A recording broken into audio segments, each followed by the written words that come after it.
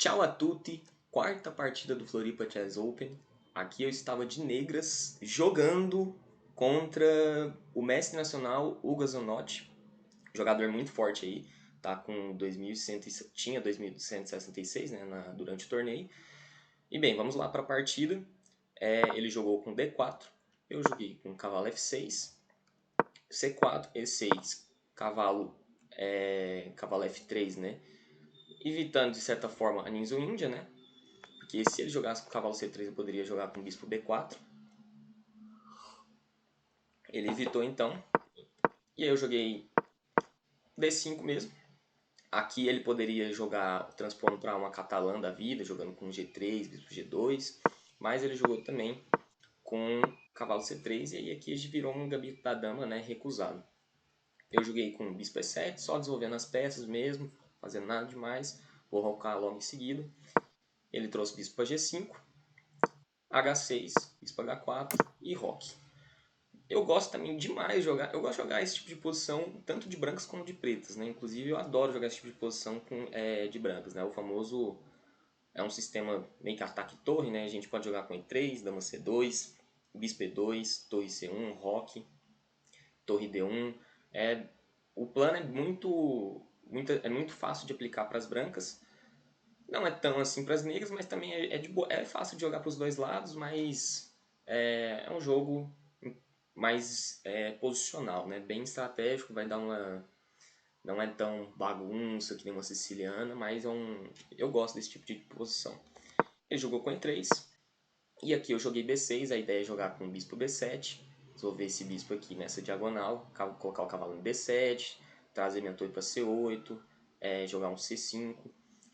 Ele tomou. É uma ideia bem típica aqui nesse tipo de posição, porque eu tomo de peão, e agora quando eu colocar meu bispo em B7, ele fica um pouquinho atrapalhado nessa diagonal por conta do meu peão. Mas ainda assim não é um problema, tá? Na real isso aqui é tudo teórico. O bispo ele vem para B7 mesmo, e ele sempre também ajuda o que? As brancas não jogar com esse E4, né? Que às vezes seria um pouco libertador, dependendo assim para as brancas. E se ocorrer no futuro, que geralmente ocorre, aí sim meu bispo ele fica mais, né, ele fica melhor posicionado. Também depois eu posso voltar com meu bispo, eu posso jogar com ideias de bispo A6, então não tem problema colocar, por enquanto, o bispo em B7. Ele desenvolveu o bispo, eu desenvolvi o meu também, roque, e aqui cavalo D7, vou jogar um C5 na próxima, né, colocar a torrinha 8, aqui tudo bem teórico, bem equilibrado. E aqui ele jogou com A4. Esse A4 eu já tinha, não é o lance principal, né? Eu já tinha visto essa ideia em um momento, assim, na internet, assim, ninguém nunca tinha jogado presencial. E eu lembro que ou era A5 ou C5 a boa aqui, né? Qual que é a ideia do A4, quando o cara joga um A4 desse? Jogar A5 e depois jogar um A6, né? E aí eu teria que voltar com meu bispo, por exemplo, se ele consegue colocar em A6, ou jogar aqui e tal, que não são casas tão harmônicas para o bispo, né? Então A4 ele tem o seu sentido, né? Talvez também jogar A5 e capturar, e aí pelo menos a torre dele vai... Opa! Pelo menos a torre dele vai, a coluna vai abrir para a torre dele. Então A4 ele tem é uma ideia interessante, se não jogar direito, né? Eu fiquei aqui, né, nessa posição, eu pensei um pouco, eu fiquei entre A5 ou C5. Eu acabei jogando C5, tá? Opa! Dei spoiler ali, espero que ninguém tenha notado.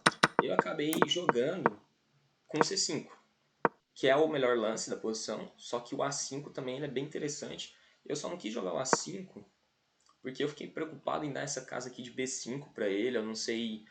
Porque eu ganhava também a casa de B4, né? Então é elas por elas, eu cedo B5, só que esse B4 para sempre é meu.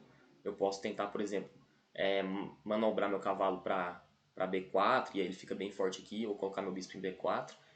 E enfim, essa casa aqui pode ser muito forte, só que eu não soube analisar bem se essa casa vai ser melhor para mim do que essa casa vai ser melhor para ele, né? Então não sei pesar isso, mas era um estilo de jogo.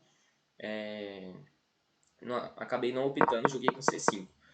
A ideia é o que? Tô jogando normal, se ele captura, a gente captura de peão, e esse centro aqui ele é interessante. Aqui as negras têm opção de jogo muito bom. Então pode jogar com torre E8, dama B6, dama A5, sei lá, cavalo B6. É um tipo de posição legal para as negras. Joguei a C5, ele jogou dama E2, só desenvolvendo peça, vai colocar a torre em D1, torre em C1, jogando bem tranquilo. Muitas vezes tem as ideias de bispo A6 para trocar esse par de bispo, ou bispo F5 incomodando aqui também. E aqui eu trouxe minha torre para o jogo, normal também. E aqui foi o primeiro lance esquisito da parte dele, bispo G3. Eu tava pensando que ele fosse jogar aqui torre de FD8, torre de FD1 ou torre de AC1, né, que é bem intuitivo, né, e também não só intuitivo, mas é comum nesse tipo de posição, né. Ou também, por exemplo, que nem eu falei, tem ideia de bispo F5, por mais que agora talvez seja um pouco apressado, ou bispo A6, A5 também é interessante aqui. Só que torre de FD1 e esse aqui são lances que exclamam, né? Assim, então pedem para ser jogados.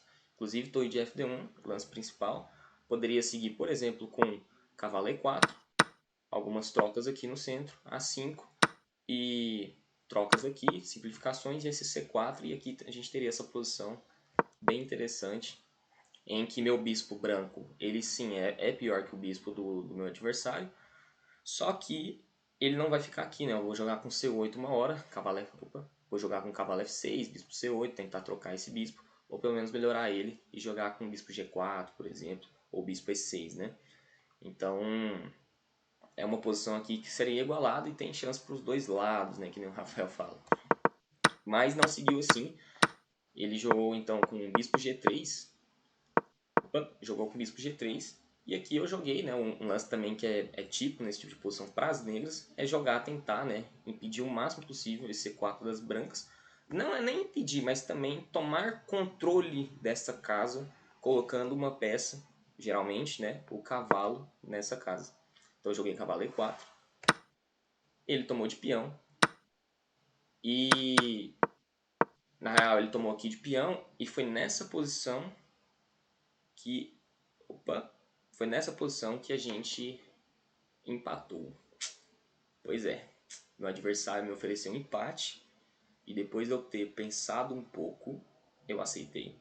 Vocês veem na barrinha aí que tá um pouco melhor. E é o seguinte, é que nem o grande mestre Rafael Pig já disse, e que é uma verdade, se um cara muito mais forte que você, porque percebe o rating aí, galera, o cara tem 2166, né? Eu tenho 1940. Teoricamente, ele tem a obrigação de ganhar de mim. Porque um empate já não é bom para ele no rate. E também perder não é, né? Se um cara desse me oferece empate, bom na posição, a chance dele estar bem na posição é baixíssima, né? Então o cara ele não tá se sentindo bem psicologicamente. E eu sou um cara da luta.